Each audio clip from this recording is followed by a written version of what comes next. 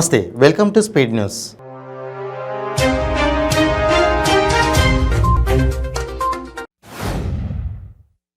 ఉమ్మడి ప్రభుత్వాల పాలనలో నిరాదరణకు గురైన కుల వృత్తులకు సీఎం కేసీఆర్ నేతృత్వంలోని బీఆర్ఎస్ ప్రభుత్వం జీవం పోస్తుందని, కుల వృత్తులనే నమ్ముకుని జీవిస్తున్న వారు ఆర్థికంగా నిలదొక్కునేందుకు లక్ష సాయం అందించి అండగా నిలుస్తుందని అటవీ, పర్యావరణ, న్యాయ, దేవాదాయ శాఖ మంత్రి ఇంద్రకరణ్ రెడ్డి అన్నారు.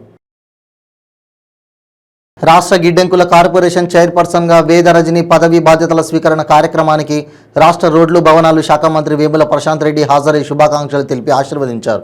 ఈ కార్యక్రమంలో రాష్ట్ర వ్యవసాయ శాఖ మంత్రి నిరంజన్ రెడ్డి, ఎమ్మెల్సీ పల్లా రాజేశ్వర్ రెడ్డి, ఎమ్మెల్యే ఆల వెంకటేశ్వర్ రెడ్డి తదితరులు పాల్గొన్నారు. ఈ పంట నమోదులో సాంకేతిక పరంగా ఇబ్బందులు ఎదుర్కొంటున్నామని, ఈ సమస్యను పరిష్కరించాలని గూడూరుకు విచ్చేసిన రాష్ట్ర వ్యవసాయ శాఖ మంత్రి కాకాని గోవర్ధన్ రెడ్డికి సచివాలయ వ్యవసాయ శాఖ సహాయకులు వినతిపత్రం అందజేశారు. మహిళలపై సోషల్ మీడియాలో అసభ్యంగా పోస్టులు పెట్టినందుకు నిరసనగా పాత గాజువాక జంక్షన్లో తెలుగుదేశం పార్టీ మహిళా కార్యకర్తలు ఆంధ్రప్రదేశ్ ముఖ్యమంత్రి జగన్మోహన్ రెడ్డి దిష్టిబొమ్మ దగ్ధం చేశారు. గర్భిణీపై భర్త కత్తితో పైశాచిక దాడికి పాల్పడిన ఘటన అన్నమయ్య జిల్లా మదనపల్లి పట్టణంలో జరిగింది. 7 నెలల గర్భవతిపై భర్త మహమ్మద్ యూనస్ షమీర్ భార్య షాయిదా భానుపై కత్తితో ఘాతుకానికి పడిగట్టాడు. రాత్రి భార్యాభర్తలు గొడవ పడగా భార్య నోటిలో గుడ్డకుకి కత్తితో పైశాచికంగా దాడి చేశాడు. ప్రకాశం జిల్లా గుండ్లకమ్మ ప్రాజెక్టు గేట్లపై టీడీపీ ప్రతిపక్షాలు అసత్య ప్రచారాలు చేస్తున్నాయని సంతనూడలపాటు ఎమ్మెల్యే టీజేఆర్ సుధాకర్ బాబు అన్నారు. మల్లవరంలోని గుండ్లకమ్మ ప్రాజెక్టు గేట్లను వైఎస్ఆర్ కాంగ్రెస్ పార్టీ ముఖ్య నేతలతో పాటు రైతులతో కలిసి గేట్లను పరిశీలించారు.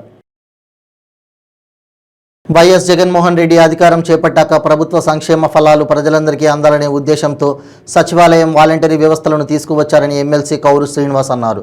యలమంచిలి మండలం పాలకొల్లు పట్టణంలోని వార్డులలో జగనన్న సురక్ష కార్యక్రమంలో పాల్గొని మాట్లాడారు.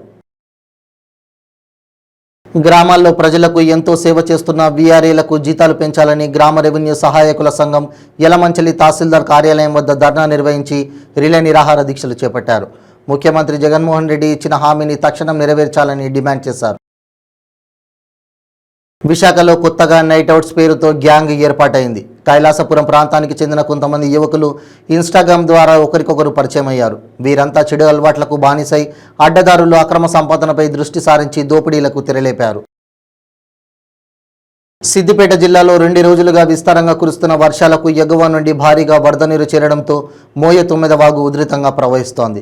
దీంతో కోహెడా మండలం తంగళ్లపల్లి కృష్ణమ్మ వాగు ఉధృతంగా ప్రవహిస్తోంది. దిగువన ఉన్న సింగరాయ ప్రాజెక్టు నిండి మత్తడి పారుతోంది.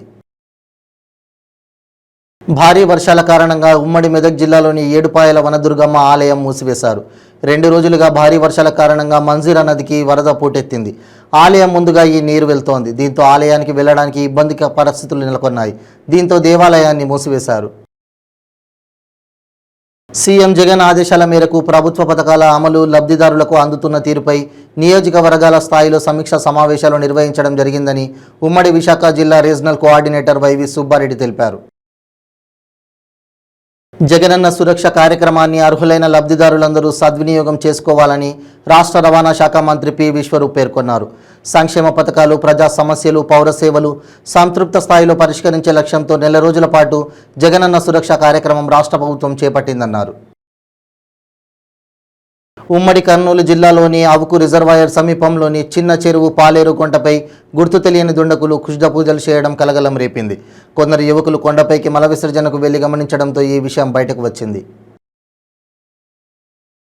మచిలీపట్నంలో ఓ మైనర్ బాలికను వేధిస్తున్న యువకుడిని పోలీసులు కాపాడే ప్రయత్నం చేస్తున్నారని జనసేన పార్టీ నాయకుడు కొరియర్ శ్రీను ఆరోపించారు. బాధిత మైనర్ బాలికతో మచిలీపట్నం పోలీస్ స్టేషన్ వద్ద నిరసనకు దిగారు. పాలకొల్లు ఐఎంఏ హాలులో ప్రస్తుతం ఊపిరితిత్తులు, లివర్ వ్యాధులపై హైదరాబాద్ యశోద హాస్పిటల్స్ వైద్య నిపుణులు ప్రస్తుత ఆధునిక వైద్య విధానాలపై అవగాహన సదస్సు నిర్వహించారు. ఈ కార్యక్రమంలో పట్టణానికి చెందిన పలువురు వైద్యులు పాల్గొన్నారు. సోషల్ మీడియాలో వైరల్గా మారిన వీడియోలపై ప్రకాశం జిల్లా ఎస్పీ మలిక్ గర్గ్ స్పందించారు. తన కార్యాలయంలో ఏర్పాటు చేసిన మీడియా సమావేశంలో ఆయన మాట్లాడుతూ బాధితుడు మోటా నవీన్ మీద 39 వరకు కేసులు ఉన్నాయని, ఓ ఫోక్సో కేసులో కూడా అతన్ని అరెస్టు కూడా చేశామన్నారు. ఆంధ్రప్రదేశ్లో కొత్తగా నిర్మించిన 5 మెడికల్ కాలేజీలను వరల్డ్ క్లాస్ స్థాయిలో ఏర్పాటు చేసినట్లు వైద్య ఆరోగ్య శాఖ మంత్రి విడుదల రజని తెలిపారు. విశాఖ కలెక్టర్ కార్యాలయంలో అధికారులతో కలిసి సమీక్షా సమావేశాన్ని నిర్వహించారు. గుంటూరు జిల్లా వినుకొండ ఎమ్మెల్యే బొల్లా బ్రహ్మనాయుడిపై భూ కబ్జా ఆరోపణలు వెల్లువెత్తుతున్నాయి. వినుకొండ మండలం బ్రాహ్మణపల్లి గ్రామంలో 175 ఎకరాలకు పైగా ప్రభుత్వ భూమిని ఆక్రమించి తద్వారా 50 కోట్ల బ్యాంకు రుణం పొందారంటూ హైకోర్టులో ప్రజా ప్రయోజన వ్యాజ్యం దాఖలైంది.